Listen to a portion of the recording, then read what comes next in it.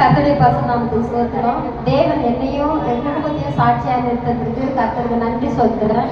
பாப்பாவுடைய திருமண காரியத்துக்கு எந்த ஒரு சேஃப்டியும் கிடையாது.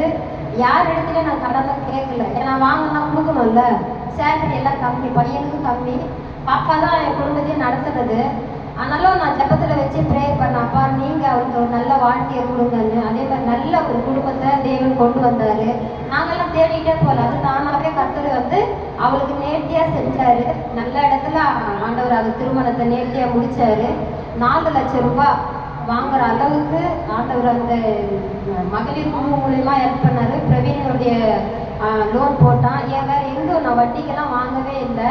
அதில் வந்து 1 லட்சம் ரூபாய் அந்த முடிவு மூலிமா வந்து அந்த கடனை கட்டுறதை அடைக்க செய்தார்.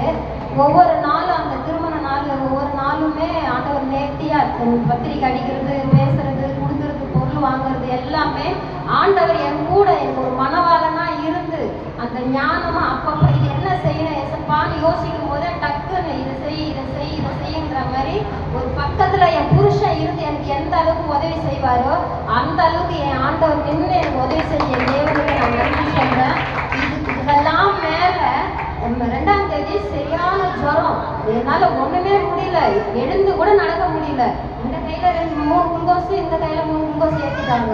எப்படி கல்யாணத்தை பார்க்க போகிறேன், அவ்வளோதான் போகுது, நம்மளால முடியாது.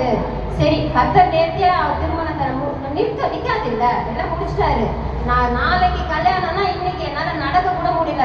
அண்ணனும் அக்காவும் வந்து ஒரு 4-5 வாட்டி வந்து ஜெபம் பண்ணிட்டு வெள்ளிக்கிழமை பிரேயரில் செவ்வாய்க்கிழமை பிரேயரில் வச்சு ஜெபம் பண்ணாங்க. அவங்க எல்லாருக்கும் தெரியும். அந்த நிலையில ஆகிட்டேன். டாக்டர்கிட்ட போய் அந்த செக்கப் எடுத்துமே கொடுக்கும்போது டாக்டர் சொல்கிறாரு, உயிரோட வகுற உன் காலை காட்டு அப்படின்னா. நாங்களும் காலை ஏதோ இருக்குதுன்னு பார்க்கறதுக்கு கேட்குறாங்க அப்படின்னு காலை காமிச்சா, நீ பேய் இல்லை, மனுஷி தான், உயிரோட தான் இருக்கிற. என்ன சார் இப்படி கிண்டல் பண்ணுறீங்கன்னா திட்டினாரு. திட்டிட்டு என்னன்றாரு, நீ எப்படிமா உயிரோட இருக்கிற, வெள்ளை அணுக்கள் இல்லவே இல்லை உடம்புல, உங்களுக்கு சுகர் வந்து 350 ஏறி போயிருக்கு, நீ செத்து இருந்தால் 4 நாள் ஆயிருக்கும், அதனால தான் உன் காலை காட்டி நீ பேயா மனுஷன் நான் செக் பண்ணேன்னு.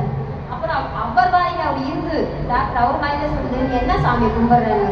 நான் ஏசப்பா கும்பிட்றேன், அந்த தெய்வம் தான் உன்னை இன்னைக்கு உயிரோட வச்சிருக்கு அப்படின்னு அவர் வாயில பார்க்க வரவா அங்கேயே அழுதுட்டேன் நான். உண்மைதான் சார், நிஜமாலுமே ஆண்டவர் தான் எங்களை வாழ வைக்கிறாரு, நீ நம்பு அந்த ஆண்டவரை நம்பு, உங்களுக்கு எல்லாம் நன்மையை செய்வாருன்னு மாத்திரை ஊசி தேடி கொடுக்குறவர் மாத்திரைலாம் கொடுத்து அனுப்பிச்சாரு.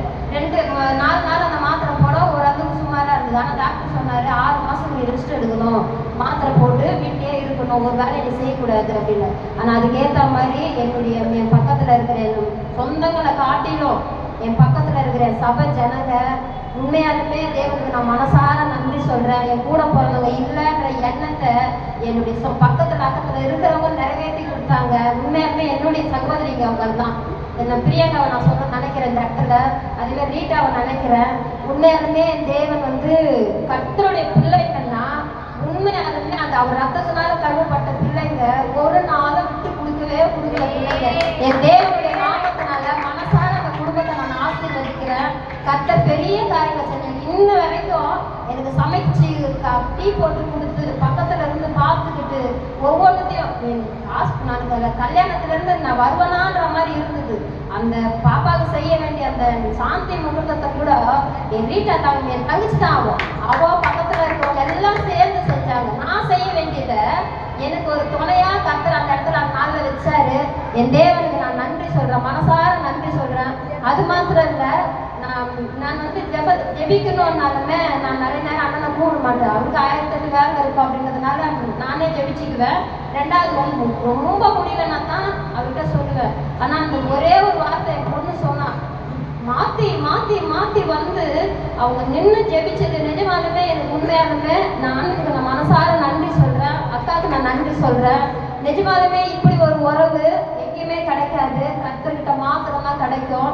அந்த தேவனுடைய நாமத்துக்கு எல்லாருக்கும் நான் நன்றி சொல்கிறேன். அண்ணா ரொம்ப நன்றிண்ணா, அக்கா ரொம்ப நன்றிக்கா. நிஜமாலுமே எனக்கு உறவு இருக்கு. எனக்கு என் ரத்த சம்பந்த உறவு இல்லை, இயேசுவின் ரத்த சம்பந்த உறவு எனக்கு இருக்கு. நிஜமாலுமே என் தேவன் என்னுடைய குடும்பம் இதெல்லாம். இனிமே இந்த குடும்பத்துல எது இருந்தாலும் நான் நிற்பேன், நான் வருவேன்.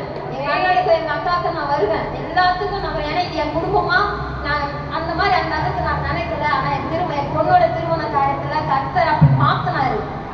கோடான கோடி ஸ்தோத்திரம். நன்றி செலுத்துறேன். நல்ல கரங்களை தட்டி கர்த்தருடைய நாமத்தை மகிமைப்படுத்துவோம். அந்த மகளுக்கு திருமணம், நாளைக்கு திருமணம். இன்னைக்கு ரொம்ப முடியல மகளுக்கு. நம்ம போனோம், ஜெபித்தோம், சொன்னோம், திருமணத்தில் அற்புதமாக உன்னை கொண்டு போய் நிறுத்துவார்னு சொன்னோம். அதே போல கர்த்தர் நிறுத்தினார். அந்த திருமணத்தை கர்த்தர் அற்புதத்தோடு கூட அதிசயமாக நடத்தினார். அல்லேலூயா. அந்த திருமணத்தில் பார்த்தீங்கன்னா நானே எதிர்பார்க்கல. அந்த பாஸ்டர் என்ன பண்ணிட்டாருன்னா, இந்த இடத்துல ஒரு பாஸ்டர்